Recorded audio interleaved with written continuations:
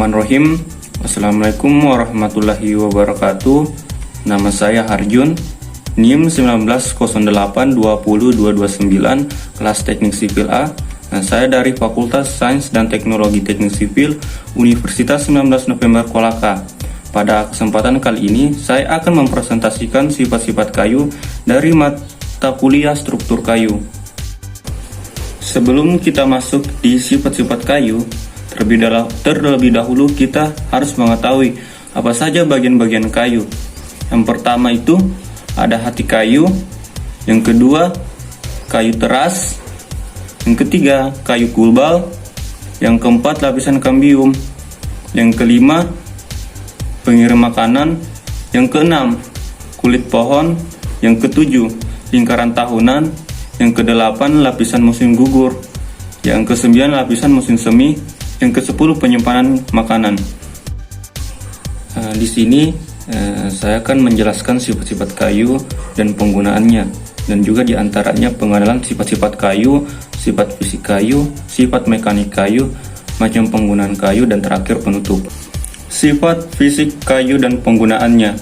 Dalam kehidupan sehari-hari, kayu merupakan bahan yang sangat sering dipergunakan untuk tujuan penggunaan tertentu. Terkadang sebagai barang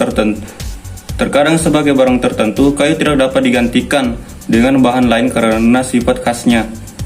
Sifat sebagai pengguna dari kayu yang setiap jenisnya mempunyai sifat-sifat yang berbeda.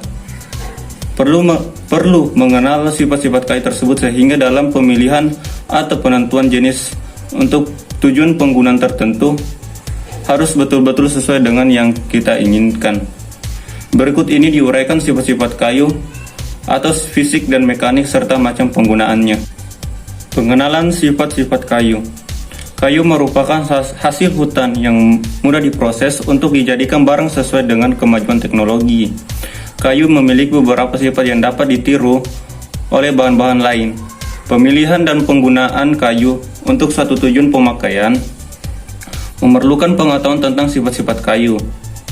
Sifat-sifat ini penting sekali dalam industri pengolahan kayu, sebab dari pengetahuan sifat tersebut tidak dapat dipilih jenis kayu yang tepat serta macam penggunaan yang memungkinkan.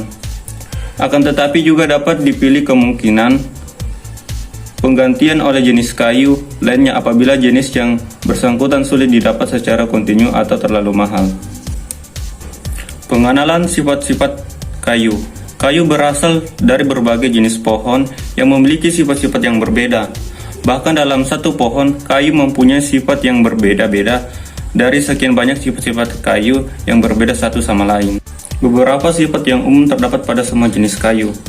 Yang pertama, kayu tersusun dari sel-sel yang memiliki tipe bermacam-macam dan susunan dinding selnya terdiri dari senyawa kimia berupa selulosa dan hemiselulosa atau karbohidrat serta lignin atau non-karbohidrat. Yang kedua, semua kayu bersifat anisotropik, yaitu memperlihatkan sifat-sifat yang berlainan jika diuji menurut tiga arah utamanya, longitudinal, radial, dan tangensial. Yang ketiga, kayu merupakan bahan yang bersifat higroskopis, yaitu dapat menyerap atau melepaskan kadar air atau kelembapan sebagai akibat perubahan kelembapan dan suhu udaranya di sekelilingnya. Yang keempat, kayu dapat diserang oleh hama dan penyakit dan dapat terbakar terutama dalam keadaan kering. Sifat fisik kayu. Ada beberapa sifat kayu. Sifat fisik kayu yaitu yang pertama, berat dan jenis. Yang kedua, keawetan. Yang ketiga, warna. Yang keempat, tekstur. Yang kelima, arah serat. Yang keenam, kesan raba. Yang ketujuh, bau dan rasa. Yang kedelapan, nilai dekoratif. Yang kesembilan, higroskopis. Yang ke-10, sifat kayu terhadap suara. Yang ke-11, daya hantar panas. Yang ke-12, daya hantar listrik. Berat dan berat jenis kayu. Berat dan berat jenis kayu ada 4 yaitu yang pertama, berat suatu kayu tergantung dari jumlah zat kayu, rongga sel, kadar air, dan zat ekstraktif di dalamnya. Yang kedua, berat suatu jenis kayu berbanding lurus dengan bijinya. Yang ketiga, kayu mempunyai berat jenis yang berbeda-beda. berkaisar antara BJ minimum 0,2 atau kayu balsa sampai BJ 1,28 atau kayu nani. Yang keempat, umumnya makin tinggi BJ kayu, semakin berat dan semakin kuat pula. Keawetan kayu. Keawetan adalah ketahanan kayu terhadap serangan dari unsur-unsur perusak kayu dari luar seperti jamur, rayap, bubuk, dan lain-lain.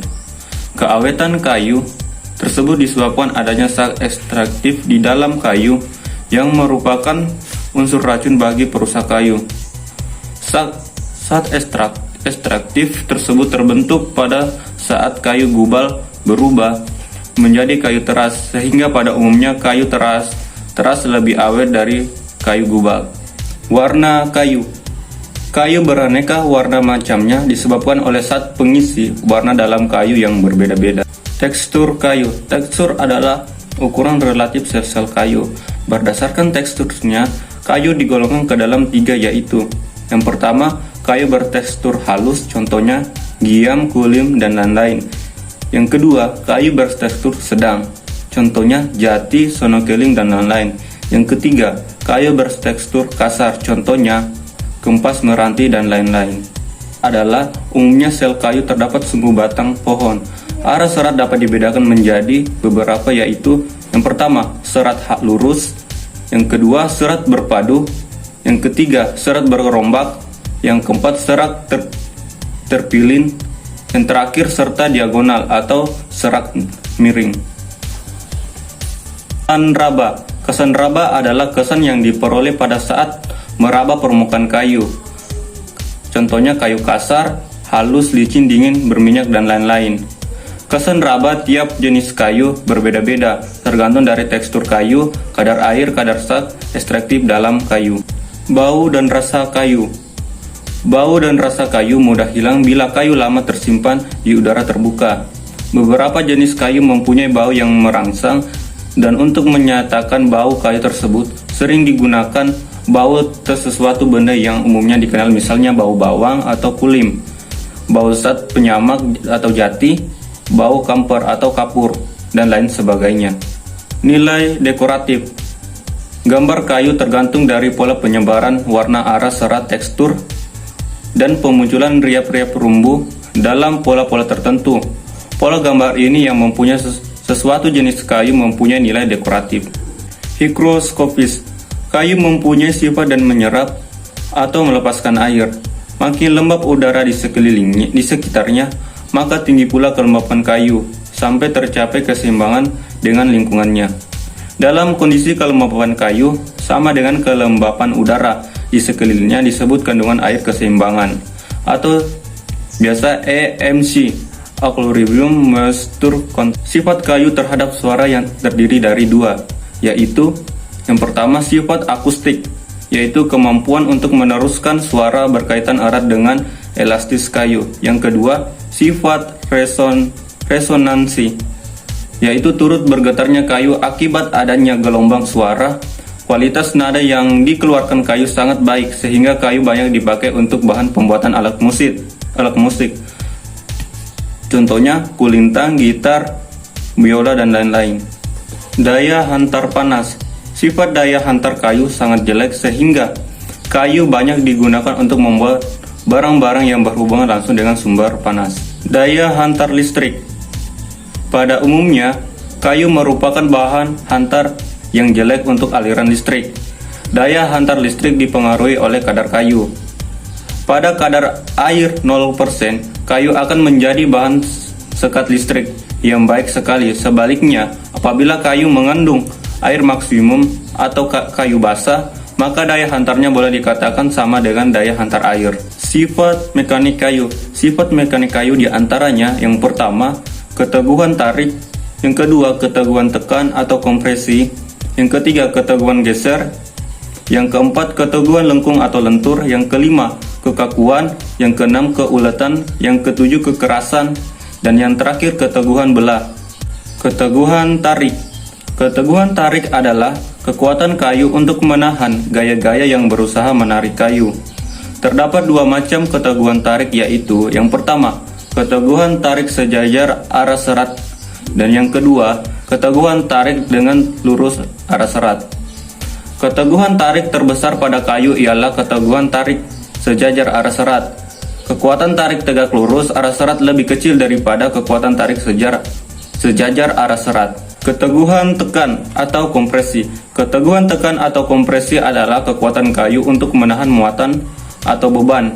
Terdapat dua macam keteguhan tekan, yaitu yang pertama, keteguhan tekan sejajar arah serat, dan yang kedua, keteguhan tekan tegak lurus arah serat.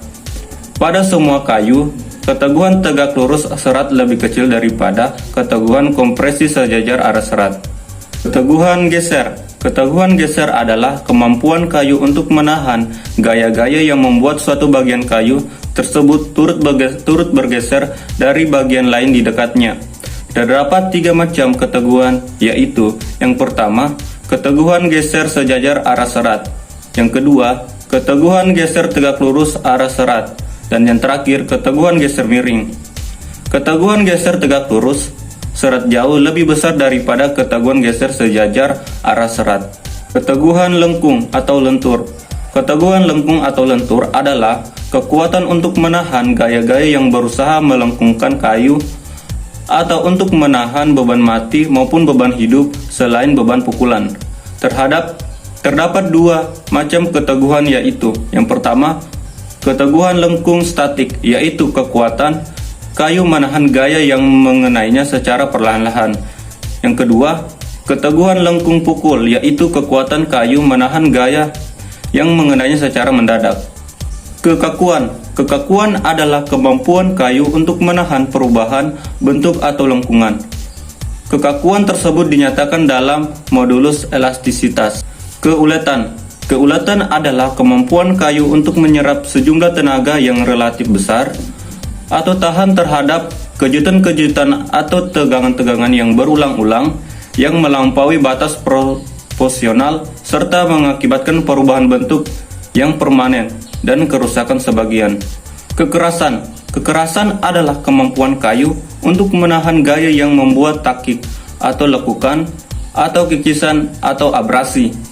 Bersama-sama dengan keuletan, kekerasan merupakan suatu ukuran tentang ketahanan terhadap pengausan kayu.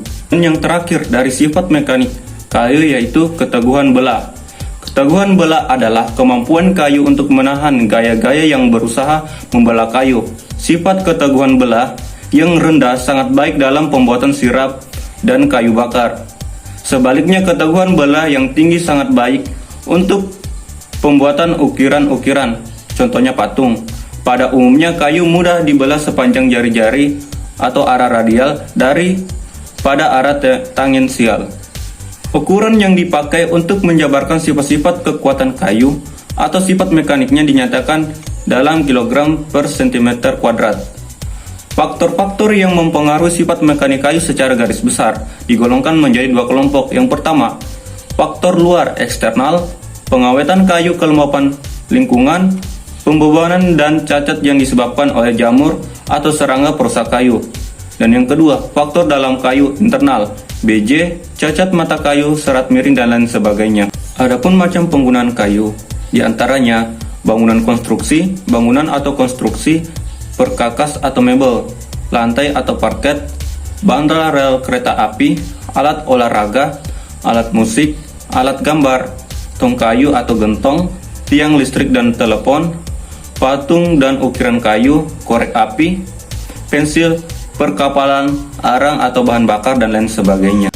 Dan terakhir penutup dari pemaparan materi saya tentang sifat-sifat mekanik kayu, yaitu pengenalan atas sifat-sifat fisik dan mekanik akan sangat membantu dalam menentukan jenis-jenis kayu. Untuk tujuan penggunaan tertentu, diharapkan dengan memahami sifat-sifat kayu dan jenis-jenis kayu untuk penggunaan tertentu akan semakin mengurangi ketergantungan konsumen akan suatu jenis kayu tertentu saja, sehingga pemanfaatan jenis-jenis kayu yang semula belum dimanfaatkan, jenis-jenis yang belum dikenal umum akan semakin meningkat. Jadi itulah tadi sedikit pemaparan saya mengenai sifat-sifat kayu. Semoga ilmu yang saya sampaikan dapat diterima dan memberi manfaat. Jika ada kesalahan mohon dimaafkan karena kesalahannya dari saya dan kesempurnaan hanya milik Allah Subhanahu wa taala. Baik, terima kasih atas telah menyaksikan video saya. Akhir kata saya ucapkan Assalamualaikum warahmatullahi wabarakatuh.